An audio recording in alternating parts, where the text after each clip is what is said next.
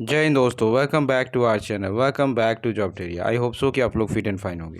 जी हाँ दोस्तों, झारखंड सहायक आचार्य पेपर 1, चाहे आप 1 to 5 या 6 to 8 का प्रिपरेशन कर रहे हैं, और अगर आपने पेपर 1 में हिंदी रखा हुआ है तो आपका जो है हिंदी से जो है यहाँ पे MCQ सीरीज़ जो है यहाँ पे कंटिन्यू कर रहे हैं, जिसमें जो है क्षैतिज पार्ट जो है, क्षैतिज जो क्लास 10th की बुक है उसके सारे चैप्टर्स के जो MCQ जो है इस चैनल में जो है प्लेलिस्ट एक बनी हुई है, सहायक आचार्य पेपर 1 हिंदी MCQ सीरीज़ करके। तो 36 के जितने भी इम्पोर्टेंट चैप्टर्स थे उसके सारे MCQs अपलोड हो चुकी है इस चैनल में, तो उस प्लेलिस्ट में जाके आप चेकआउट कर सकते हैं। आप क्लास 10th की दूसरी बुक जो आती है आपकी कृतिका आती है, और इस कृतिका के भी जो है यहाँ पे ये फर्स्ट क्लास रहेगी, जिसमें जो है पार्ट का नाम है माता के आंचल।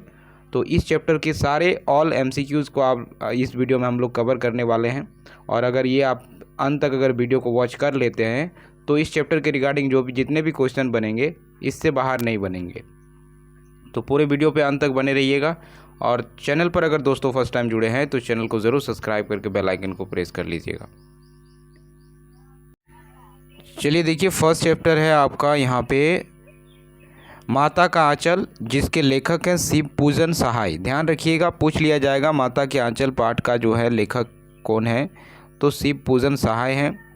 और यहाँ के कुछ जो है आपके शब्दार्थ के जो है आपको ध्यान रखने हैं, जिसके अर्थ जो है पूछ लिया जाता है। जैसे यहाँ पे फर्स्ट आपका शब्द है यहाँ पे मृदंग, तो मृदंग का जो अर्थ हो जाता है दोस्तों, मृदंग का जो अर्थ हो जाता है एक ही तरह का वाद्य यंत्र, मृदंग कहा जाता है।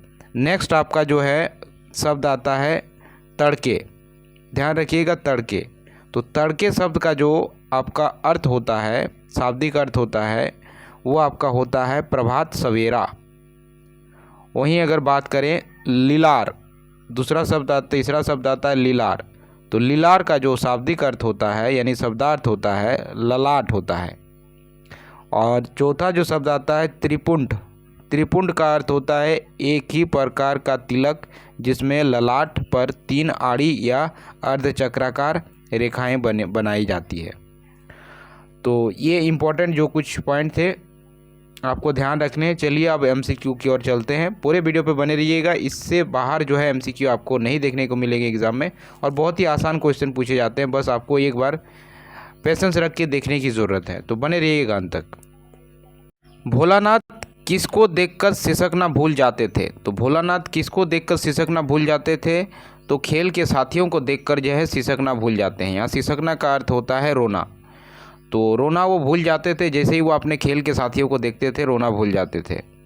भोलानाथ और उसके साथी अपने घरौंदे के किवाड़ किस चीज़ से बनाते थे? तो घर के जो किवाड़ होते थे वो किस चीज़ से बनाते थे? तो वो बनाते थे दिया सलाई की डिबियों से। कैसे बनाते थे? दिया सलाई की डिबियों से बनाते थे। भोलानाथ और उसके साथी निम्न में से कौन सा खेल नहीं खेलते थे? तो कौन सा खेल नहीं खेलते थे इस पे टिक करना है। तो वो क्रिकेट खेल नहीं खेलते थे, बाकी सारे खेल खेलते थे। मिठाई का दुकान सजाना, खेती करना, बारात का जुलूस निकालना, ये खेल खेलते थे। तो नहीं पूछा है तो क्रिकेट नहीं खेलते थे, ध्यान रखिएगा। 2 लड़के बेल बनकर क्या खींचते थे? तो 2 लड़के बेल बनकर जो है मोट खींचते थे। क्या खींचते थे? मोट, यानी ए आपका करेक्ट ऑप्शन हो जाएगा। भोलानाथ और उसके साथी मूसलाधार बारिश में पेड़ की जड़ से किस प्रकार चिपक गए थे? तो किस प्रकार चिपक गए थे? जैसे कुत्ते के कान में अठई यानी चिचड़ी चिपक जाती है, इस तरह से ये चिपक गए थे। ऑप्शन बी आपका करेक्ट हो जाएगा। बुढ़वा बेईमान मांगे करेला का चोखा कहकर बच्चे ने किसको चिढ़ाया था? तो बुढ़वा बेईमान मांगे करेला का चोखा ये कहकर बच्चों ने किन्हें चिढ़ाया था? तो मूसन तिवारी जी को चिढ़ाया गया था, मूसन तिवारी। ध्यान रखिएगा। मकई के खेत में किनका झुंड चर रहा था? तो मकई के खेत में जो है भेड़ों का झुंड जो है चर रहा था। ऑप्शन डी आपका करेक्ट हो जाएगा। सॉरी यहाँ पे जो है आपका करेक्ट ऑप्शन हो जाएगा चिड़ियों का। चिड़ियों का झुंड जो है चर रहा था, ध्यान रखिएगा। यहाँ पे सी आपका करेक्ट आंसर हो जाएगा। लड़के और खाली स्थान पराई पीर नहीं समझते, तो इसको जो है पूरा करना है आपको। तो लड़के और बंदर पराई पीर नहीं समझते, सी आपका करेक्ट हो जाएगा। जब भोलानाथ चूहे के बिल में पानी डालकर आया तो उस समय उसकी माँ क्या कर रही थी? तो उस समय उसकी माँ क्या कर रही थी? दाल बना रही थी, चावल साफ कर रही थी, सो रही थी या कढ़ाई का कार्य कर रही थी? तो उस समय उनकी माँ जो है चावल साफ कर रही थी। ऑप्शन बी आपका करेक्ट हो जाएगा। माँ ने भोलानाथ के घावों पर क्या लगाया? तो माँ ने भोलानाथ के घावों पर जो है पिसी हुई हल्दी लगाई। डी आपका करेक्ट हो जाएगा। लेखक का बचपन में किससे अधिक जुड़ाव था? तो लेखक का बचपन में जो है अपने पिता के साथ अधिक जुड़ाव था। बी आपका करेक्ट। लेखक बचपन में अपने पिताजी के साथ कौन सा खेल खेलता था? तो लेखक अपने पिताजी के साथ कौन सा खेल खेलता था? तो बचपन में वो कुश्ती खेलते थे। डी आपका करेक्ट हो जाएगा। भोलेनाथ को कौन सी शरारत महंगी पड़ी? तो भोलेनाथ को जो है चूहे के बिल में पानी डालना जो है महंगी पड़ी थी, बहुत ज़्यादा डांट पड़ी थी। तो भोलेनाथ को ये शरारत महंगी पड़ी थी। चूहे के बिल में पानी डालने से बिल से क्या निकला? तो चूहे के बिल से पानी डालने से जो है बिल से जो है क्या निकला? तो सांप निकला था। डी आपका करेक्ट हो जाएगा। सांप से डरकर भोलानाथ ने कहाँ शरण ली? तो सांप से डरकर भोलानाथ ने कहाँ शरण ली? तो वो जो है माता के आंचल में जाके छिप गए। ऑप्शन बी आपका करेक्ट हो जाएगा। विपदा के समय बालक माता के पास ही क्यों शरण लेते हैं? विपदा के समय बालक जो है माता के शरण में ही क्यों लेते हैं? तो इसके पीछे का रीज़न क्या है?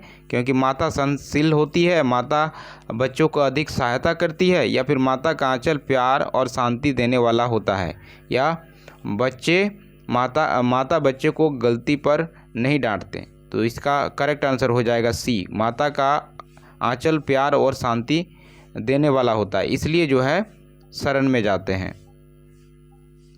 माता के आंचल उपन्यास में कब का घटनाक्रम अंकित है? तो बताइए कब का घटनाक्रम अंकित है? तो 1930 के दशक का जो है घटनाक्रम अंकित किया गया है, ध्यान रखिएगा।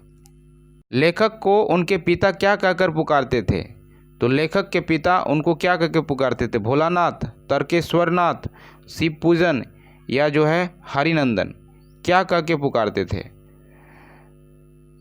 तो जो है यहाँ पे उनको पुकारते थे भोलेनाथ कहकर पुकारते थे। ये आपका करेक्ट ऑप्शन हो जाएगा। लेखक का असल का नाम क्या था?